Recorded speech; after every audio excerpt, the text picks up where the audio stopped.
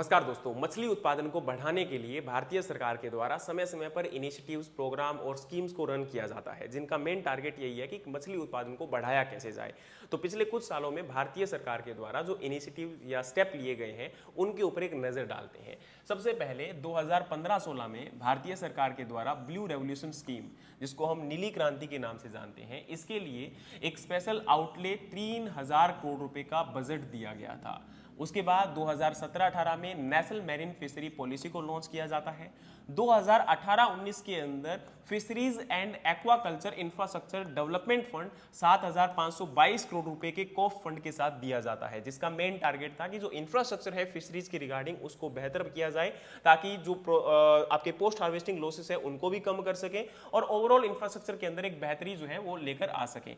2018-19 के अंदर एक और मेजर यहां पर आपका इनिशिएटिव लिया जाता है, जिसके अंडर में केसीसी किसान क्रेडिट कार्ड आप लोग जानते हैं, जो नॉर्मली आपका फसल उत्पादन करने वाले किसानों को दिया जाता था। लेकिन 2018-19 के बाद इसको मछली उत्पादन करने वाले किसान और जो पशुपालन के साथ जुड़े हुए किसान थे उनके लिए भी इसको एक्सटेंड किया गया, जिससे जो उनको लोन की समस्या थी वो भी काफी हद तक, या जो फाइनेंशियल प्रॉब्लम थी वो उनको जो है सोल्व आउट हो पाई।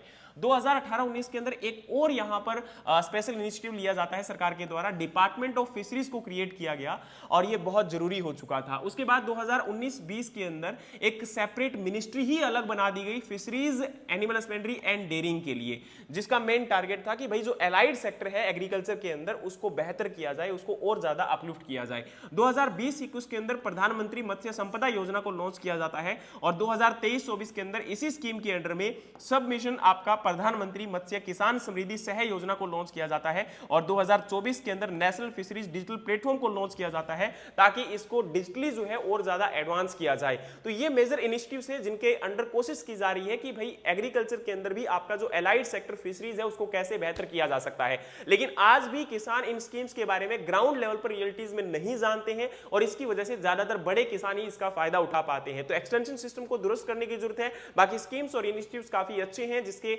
आपका एक स्मॉल फार्मर से लेकर लार्ज फार्मर तक सभी का फायदा हो सकता है। बाकी आपको ये स्कीम कैसी लगी, या आपको पहले इस स्कीम के बारे में पता था या नहीं पता था, कमेंट बॉक्स में जरूर बताइएगा। मिलते हैं नेक्स्ट किसी और एग्रीकल्चर अपडेट के साथ, तब तक के लिए जय हिंद, जय भारत।